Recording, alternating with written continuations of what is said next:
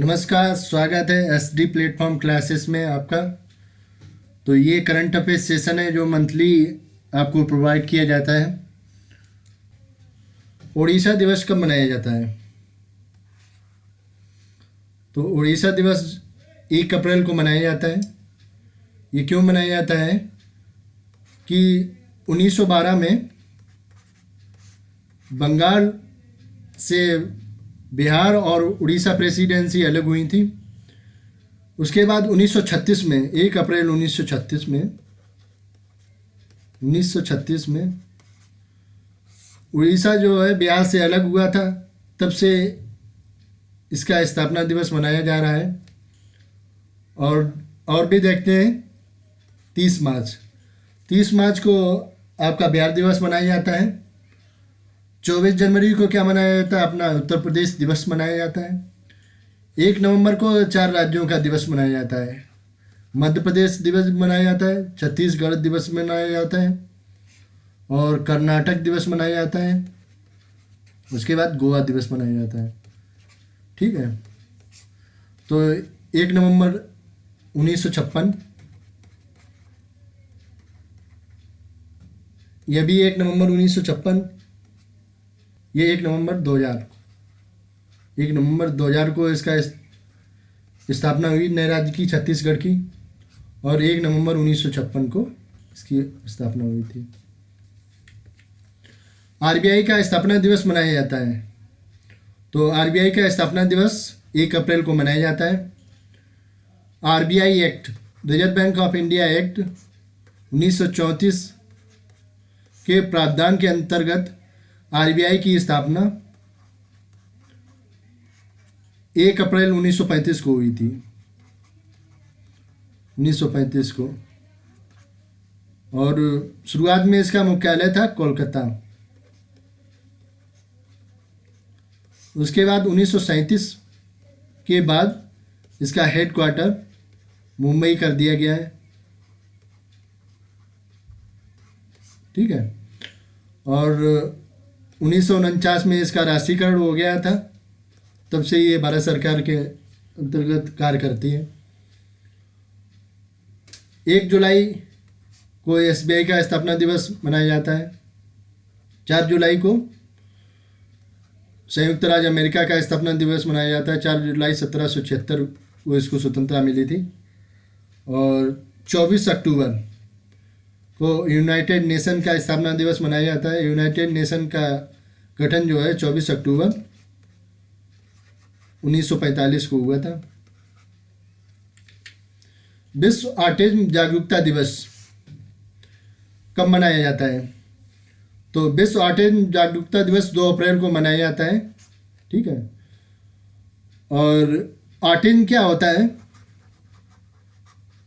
Autism ये एक मानसिक बीमारी होती है जो विशेषकर बच्चों में पाई जाती है। इसमें बच्चे जो हैं अपने आप में खोए रहते हैं, स्वलीनता में। ऑटिज्म को स्वलीनता भी कहते हैं। तो इसमें बच्चे अपने आप में खोए रहते हैं, अपने आप में बोलते रहते हैं। तो उसको लेकर जागरूकता हेतु विश्व ऑटिज्म दिवस मनाया जाता है। 2 फरवरी को क्या मनाया जाता है? 2 फरवरी को वर्ल्ड वेटलैंड डे मनाया जाता है। वर्ल्ड वेटलैंड डे से पहले फरवरी माह में भी आपको डिस्कस किया होगा। रामसर साइट जो है वर्ल्ड वेटलैंड डे, उनके उपलक्ष्य में वर्ल्ड वेटलैंड डे मनाया जाता है। 2 मई को क्या मनाया जाता है? वर्ल्ड लाफ्टर डे, विश्व हास्य दिवस।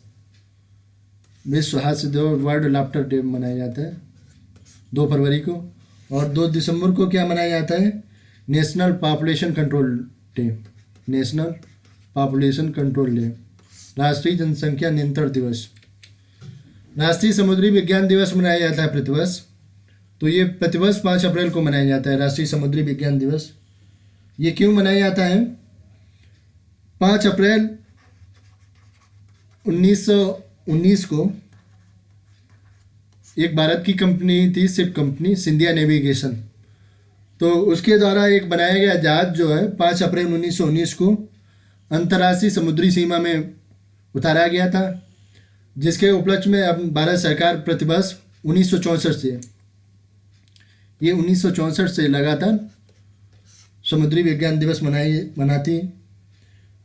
इसकी 2021 की थीम क्या थी?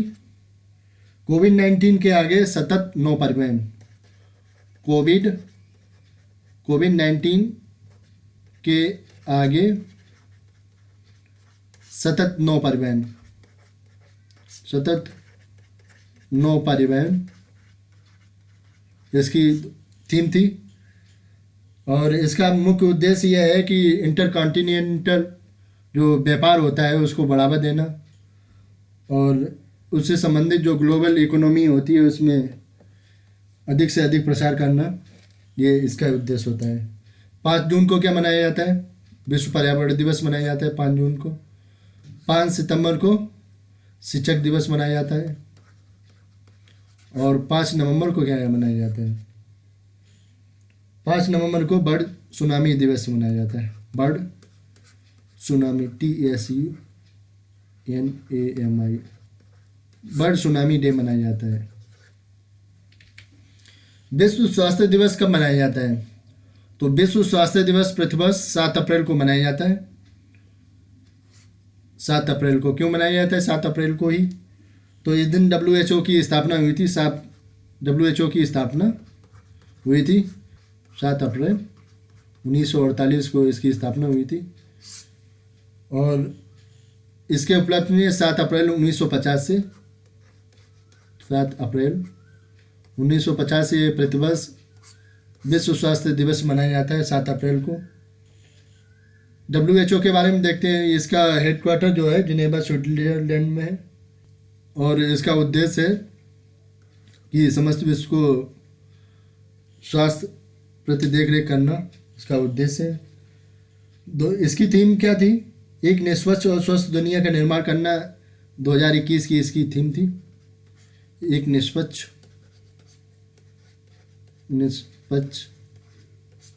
स्वास्थ्य दुनिया का निर्माण करना इसकी थीम थी। दुनिया का निर्माण करना।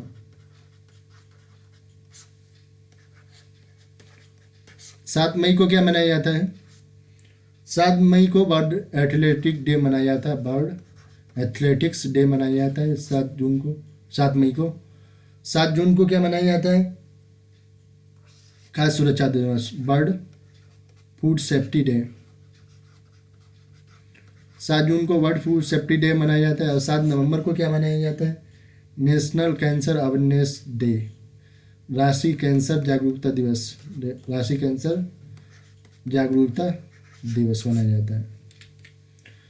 विश्व होम्योपैथी दिवस कब मनाया जाता है?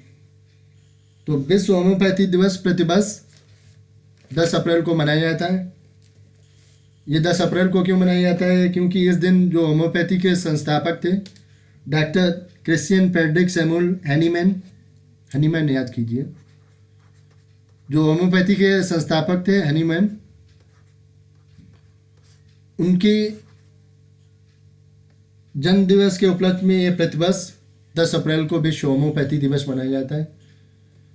और 10 जनवरी को क्या मनाया जाता है? 10 जनवरी को विश्व हिंदी दिवस मनाया जाता है। वर्ल्ड हिंदी डे मनाया जाता है प्रतिवर्ष। 10 दिसंबर को क्या मनाया जाता है? वुमेन राइट डे,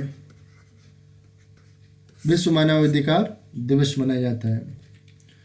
राष्ट्रीय सुरक्षित मातृत्व दिवस प्रतिवर्ष कब मनाया जाता है?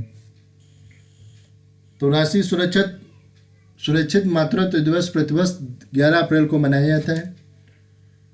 11 अप्रैल को ये क्यों मनाया जाता है? क्योंकि जो मृत्यु दर है उसमें चिंताजनक वृद्धि और ग्रामीण क्षेत्रों में जो सुरक्षित प्रसव से लेकर चिंताजनक स्थिति में को जागरूकता करने के लिए, चिंताजनक जो स्थिति बनी हुई इसमें जागरूकता फैलाने के लिए यह राष्ट्रीय सुरक्षित मातृत्व दिवस मनाया जाता है प्रतिवर्ष। और ये भारत सरकार के महिला एवं बाल विकास मंत्रालय द्वारा संचालित किया जाता है। ठीक है।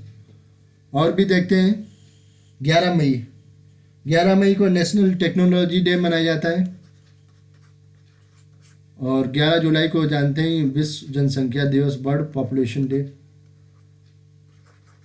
पॉपुलेशन डे मनाया जाता है। ये इम्पॉर्टेंट है, याद रखिएगा। और 11 अक्टूबर को क्या मनाया जाता है? 11 अक्टूबर को नेशनल गर्ल चाइल्ड डे मनाया जाता है। राष्ट्रीय शिशु बालिका दिवस, गर्ल चाइल्ड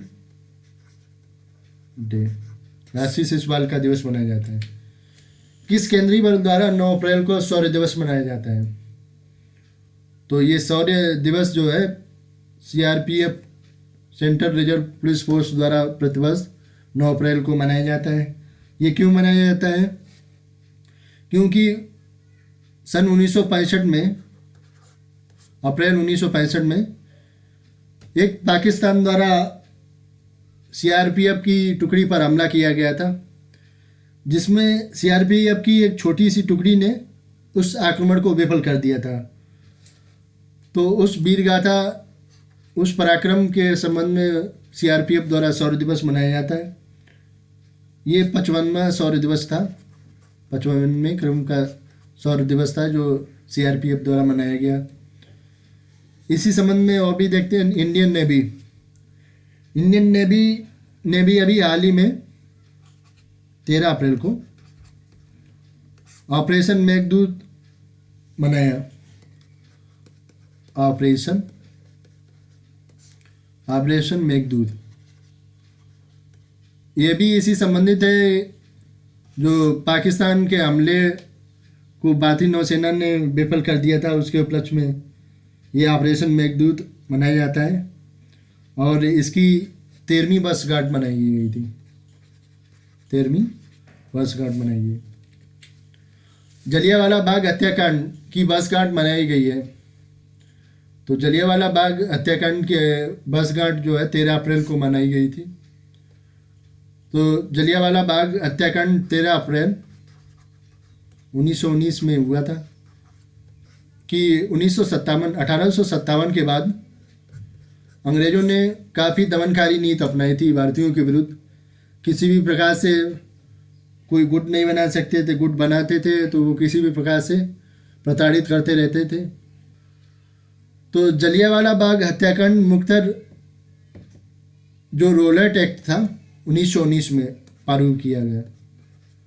रोलेट एक्ट 1919 में पारित किया गया था, जिसके अंतर्गत किसी संदेह के आधार पर व्यक्ति को उठा लिया जाता था और उसके लिए आप कोर्ट या किसी में भी अपील भी नहीं कर सकते थे या कहीं उसके विरुद्ध अपील नहीं कर सकते थे उस फैसले के विरुद्ध।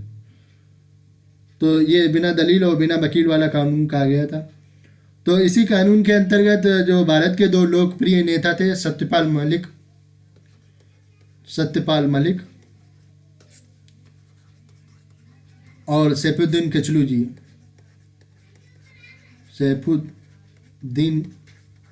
जी। सत्यपाल मलिक और सैफुद्दीन किचलू जी थे।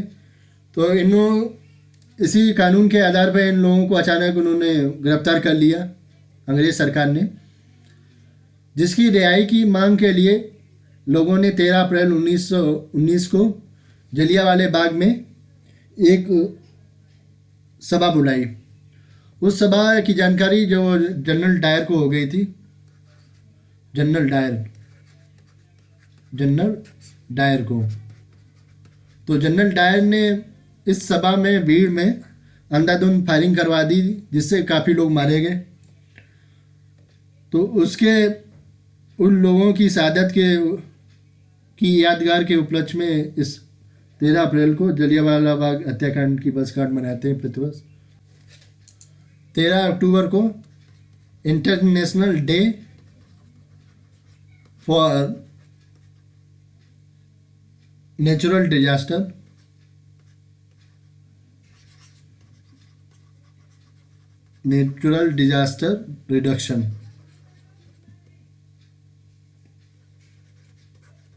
Reduction. International day for national disaster reduction 13 फरवरी को क्या मनाया जाता है? 13 फरवरी को विश्व रेडियो दिवस मनाया जाता है। ठीक है। विश्व चगास रोग दिवस कब मनाया जाता है? तो विश्व चगास रोग दिवस प्रतिवर्ष 14 अप्रैल को मनाया जाता है। चगास रोग के बारे में जागरूकता फैलाने के लिए विश्व चगास रोग दिवस 14 अप्रैल को मनाया जाता है।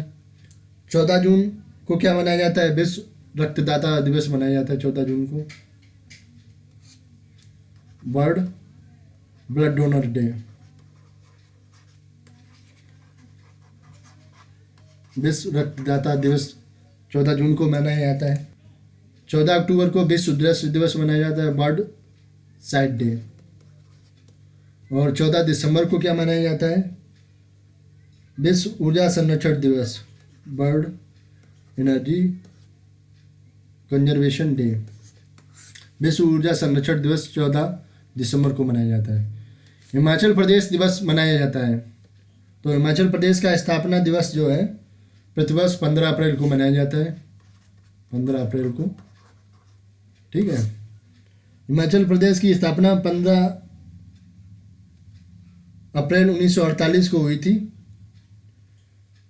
15 अप्रैल को 1948 को जब हुई थी तो एक मुख्य कमिश्नरी प्रांत के रूप में हुई थी।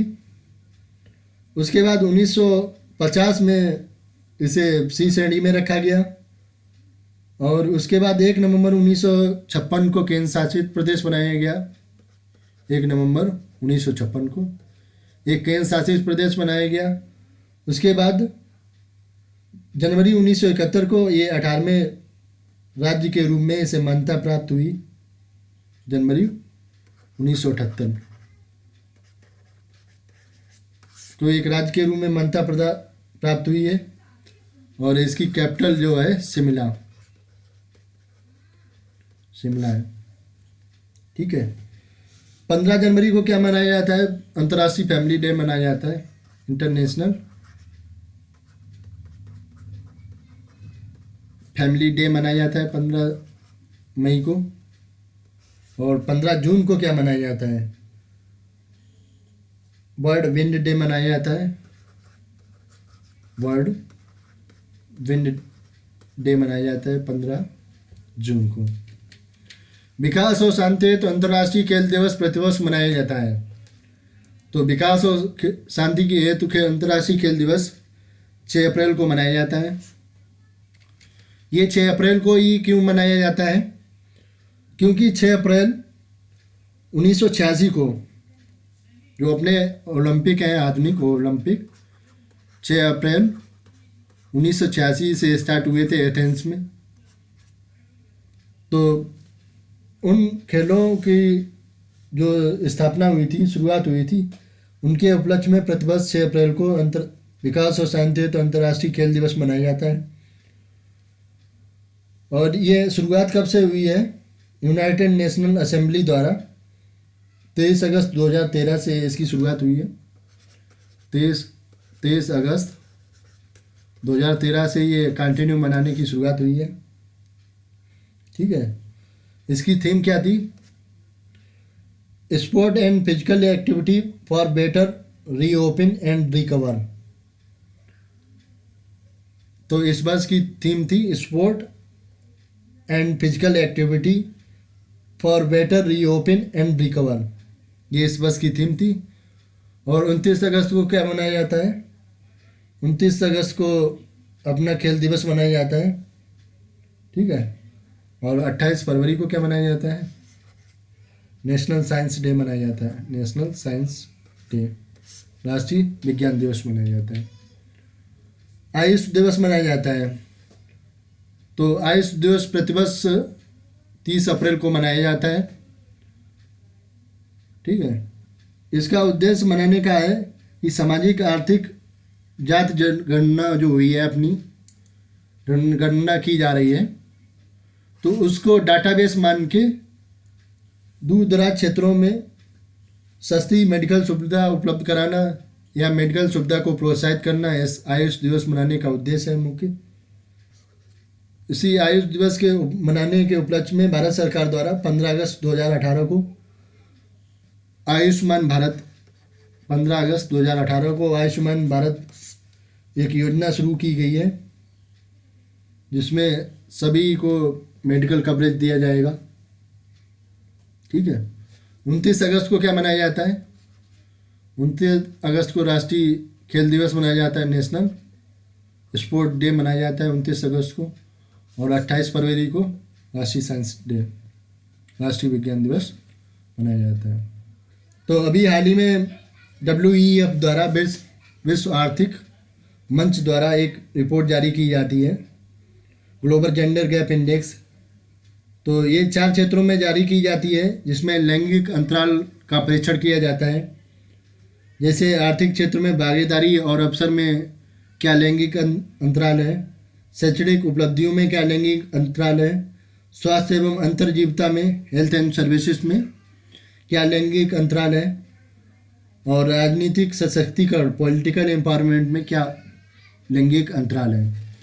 तो इन 4 इंडेक्सों में एक ग्लोबल जेंडर गैप इंडेक्स जारी की जाती है इन 4 पॉइंटों पर, जिसमें अभी 2021 में 156 देश शामिल हुए थे। 40वां स्थान भारत को प्राप्त हुआ था। इसमें पहले नंबर पे जो था आइसलैंड, पहला नंबर जो है आइसलैंड को प्राप्त हुआ है। ठीक है। और 156वां स्थान जो है ये अफगानिस्तान को प्राप्त हुआ है। अभी अफगानिस्तान को प्राप्त हुआ है। ठीक है। और पिछली बार 153 लोगों की जारी की गई थी 2020 में, 153 में, उसमें भारत को 112वां स्थान प्राप्त हुआ था। मुख्यमंत्री जिला नवाचार निधि योजना किस राज्य सरकार द्वारा चालू की गई है? तो मुख्यमंत्री जिला नवाचार निधि योजना ये राजस्थान सरकार द्वारा चालू की गई है। इस योजना के तहत मुख्यमंत्री द्वारा प्रत्येक जिले में एक नवाचार निधि इनोवेशन फंड की स्थापना की जाएगी, जिसके अंतर्गत जो स्थानीय ज़रूरतों के हिसाब से जो भी जनोपयोगी परिसंपत्तियाँ होंगी उनको सृजन करने के लिए या उनमें मॉडिफाई करने के लिए उस निधि का उपयोग किया जाएगा। तो ये राजस्थान सरकार द्वारा जारी की गई थी। अभी हाल ही में राजस्थान सरकार द्वारा एक मुख्यमंत्री चिरंजीवी योजना शुरू की गई है, जिसमें प्रत्येक परिवार को 5 लाख रुपए तक का कैशलेस इलाज देने की सुविधा प्रदान की गई राजस्थान सरकार द्वारा। और हरियाणा सरकार द्वारा भी हाल ही में कौन सी योजनाएं शुरू की गई हैं? डिजिटल इंडिया लैंड प्रोग्राम शुरू किया गया हरियाणा सरकार द्वारा, डिजिटल इंडिया लैंड प्रोग्राम, जिसके अंतर्गत प्रत्येक लैंड का रिकॉर्ड जो है वो मॉडर्नाइज किया जाएगा और कंप्यूटराइज किया जाएगा। ये हरियाणा में लैंड प्रोग्राम शुरू किया गया था। तेलंगाना ने अभी क्या हाल ही में प्रोग्राम शुरू किए हैं? तेलंगाना ने जो प्रोग्राम शुरू किए उसमें एक है ई गोलकुंडा नाम से एक प्रोग्राम शुरू किया गया है। इसमें शहरों और गांवों में जो निर्मित हस्तशिल्प और हथकरघा है उनको बेचने के लिए एक प्लेटफॉर्म लॉन्च किया गया है तेलंगाना सरकार द्वारा, ई गोलकुंडा नाम से। सातिर ओग्रो सैन्य अभ्यास में कौन से देश शामिल होंगे? तो सातिर ओग्रो सैन्य अभ्यास जो है बांग्लादेश द्वारा अभी आयोजित किया जाएगा, जिसमें ये जो सारे देश हैं भाग लेंगे। तो ये चारों देश इसमें भाग लेंगे। ये इस प्रकार के अभी हाल ही में काफ़ी कार्यक्रम किए गए हैं बांग्लादेश द्वारा। ये क्यों किए गए हैं? जो बांग्लादेश के राष्ट्रपिता हैं, बंगबंधु नाम से हैं, शेख मुजीबुर रहमान जी, उनकी जन्म शताब्दी के उपलक्ष्य में ये काफ़ी कार्यक्रम किए जाते हैं। अभी हाल ही में भारत और बांग्लादेश के बीच में एक मैत्री एक्सप्रेस चलाई गई थी और एक पुल का भी उद्घाटन किया गया था। और भारत के जो वायुसेना प्रमुख द्वारा उन्हें एक गिफ्ट भी दिया गया था अपनी तरफ से, हेलीकॉप्टर। ये काफ़ी प्रोग्राम अभी बांग्लादेश और भारत द्वारा इनिशिएट किए गए हैं। तो बांग्लादेश द्वारा अभी हाल ही जो प्रोग्राम इनिशिएट किए गए हैं उनमें से एक सातिर ओग्रो सैन्य अभ्यास आयोजित किया गया था, जिसमें अब ये चारों देश भाग लेंगे। बस 2019 का दादा साहेब फाल्के पुरस्कार किसे दिया गया? तो 2019 का दादा साहब फाल्के पुरस्कार रजनीकांत जी को दिया गया है। ये 51वां क्रम का है, ठीक है। अभी 2019 तक के ही दादा साहब फाल्के पुरस्कार वितरित किए गए हैं, 2020 में नहीं दिया गया किसी को। और ये क्यों दिया जाता है? भारतीय सिनेमा में आजीवन योगदान के लिए ये पुरस्कार दिया जाता है। इसकी शुरुआत जो है दादा साहब फाल्के की जन्म शताब्दी के उपलक्ष्य में 1969 से की गई थी। जो राष्ट्रीय फिल्म पुरस्कार समारोह जो होते हैं, तो उसमें 70वें क्रम का जो राष्ट्रीय फिल्म पुरस्कार समारोह हुआ था, उसमें पहली बार दादा साहब फाल्के पुरस्कार दिया गया था। और ये किसको दिया गया था? देविका रानी जी को 1969 में, ठीक है। और 91वां जो अभी हाल ही में लेटेस्ट 2019 का दिया गया था, वो रजनीकांत जी को दिया गया था। 2018 में अमिताभ बच्चन जी को दिया गया था और 2017 में विनोद खन्ना जी को दिया गया था, ठीक है। और ये सब कार्यक्रम जो होता है वो किस मंत्रालय द्वारा किया जाता है? सूचना एवं प्रसारण मंत्रालय द्वारा जो राष्ट्रीय फिल्म पुरस्कार का आयोजन किया जाता है, उसी में ये दादा साहब फाल्के पुरस्कार का वितरण किया जाता है। राष्ट्रपति रामनाथ कोविंद ने 47वें मुख्य न्यायाधीश की शपथ किसको दिलाई? तो 47वें मुख्य न्यायाधीश की शपथ किसको दिलाई? तो बात होती है शपथ दिलाने की। मुख्य न्यायाधीश को शपथ जो है राष्ट्रपति जी ही दिलाते हैं। तो एस ए बोबड़े जो है 47वें न्यायाधीश थे, इन्होंने शपथ दिलाई थी। अभी हाल ही में NV रमन्ना जी जो हैं, जो भारत के 48वें मुख्य न्यायाधीश हैं, ये टेक्निकल क्वेश्चन है। 47 में एस ए बोबड़े थे जिनको मुख्य न्यायाधीश की शपथ दिलाई थी, और NV रमन्ना जो हैं, जो 48वें अभी मुख्य न्यायाधीश बने, उनको राष्ट्रपति रामनाथ कोविंद ने शपथ दिलाई। भारत के सबसे पहले जो मुख्य न्यायाधीश कौन थे? HJ कानिया जी थे, हीरालाल जे कानिया जी, जो पहले मुख्य न्यायाधीश थे। तो पर्यटन मंत्रालय ने अभी हाल ही में किसके साथ समझौता किया? पर्यटन मंत्रालय ने आवासीय जो इकाइयाँ होती हैं, उनके बारे में अधिक जानकारी एकत्र करने के लिए पर्यटन मंत्रालय ने ये 2 एजेंसियाँ हैं, क्लियर ट्रिप और इजी माई ट्रिप के साथ समझौता किया, जिसके अंतर्गत ये जो आवासीय इकाइयाँ हैं उनके बारे में अधिक से अधिक डाटाबेस तैयार किया जाएगा। भारत के नए चुनाव आयुक्त नियुक्त किए गए। तो भारत के नए मुख्य चुनाव आयुक्त जो हैं सुशील चंद्रा जी नियुक्त किए गए हैं। ये कौन से क्रम के चुनाव आयुक्त हैं? 24वें क्रम के, ठीक है। तो इससे पहले जो सुनील अरोड़ा जी थे, ये 23वें क्रम के चुनाव आयुक्त थे, मुख्य चुनाव आयुक्त। अभी सुनील कुमार अरोड़ा जी थे, ये गोवा के राज्यपाल बना दिए गए गोवा के। और उसके बाद ये पद खाली हो गया था, तो उनकी जगह पे सुशील चंद्र जी जो है भारत के मुख्य चुनाव आयुक्त नियुक्त किए गए। ये चुनाव आयुक्त का जो पद होता है अनुच्छेद 324 के अंतर्गत 324 के अंतर्गत आता है। अनुच्छेद 324 के अंतर्गत मुख्य चुनाव आयुक्त का पद, ये याद रखिएगा। सुकुमार सेन जी जो है भारत के प्रथम चुनाव आयुक्त थे। हाल ही में किस देश के वैज्ञानिकों ने सबसे बड़ा अंडर वाटर टेलीस्कोप लॉन्च किया है? तो ये कारनामा जो है रूस के वैज्ञानिकों द्वारा अभी अंडर वाटर टेलीस्कोप लॉन्च किया गया है। तो रूस के वैज्ञानिकों द्वारा किया गया है ये कारनामा। तो ये टेलीस्कोप जो बैकाल झील है, बैकाल झील में अंडर वाटर किया गया है। इसका नाम बैकाल GVD रखा गया है। बैकाल, इस टेलीस्कोप का नाम जो है बैकाल GVD रखा गया है। और इसका उद्देश्य है ब्रह्मांड की उत्पत्ति के बारे में समझना। बैकाल झील के बारे में देखते हैं। ये रूस के दक्षिणी साइबेरिया प्रांत में है। बैकाल झील स्थित है रूस में। और संसार की सबसे बड़ी पानी की झील है। जो ओवरऑल अपने यहाँ पे, अपने क्या विश्व में ओवरऑल जो ग्राउंड वाटर है, फ्रेश ग्राउंड वाटर,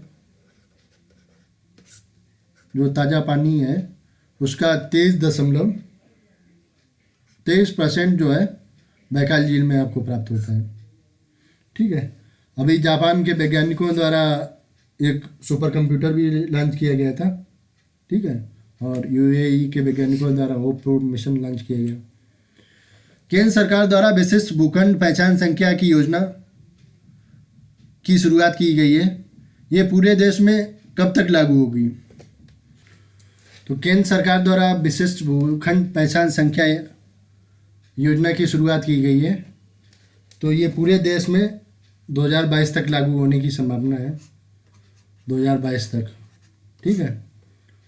और 2025 तक क्या हुआ है, 2025 तक भारत सरकार द्वारा टीबी उन्मूलन का लक्ष्य रखा गया है, टीबी उन्मूलन का। और 2030 तक यूनाइटेड नेशन द्वारा टीबी उन्मूलन का लक्ष्य रखा गया है। ठीक है।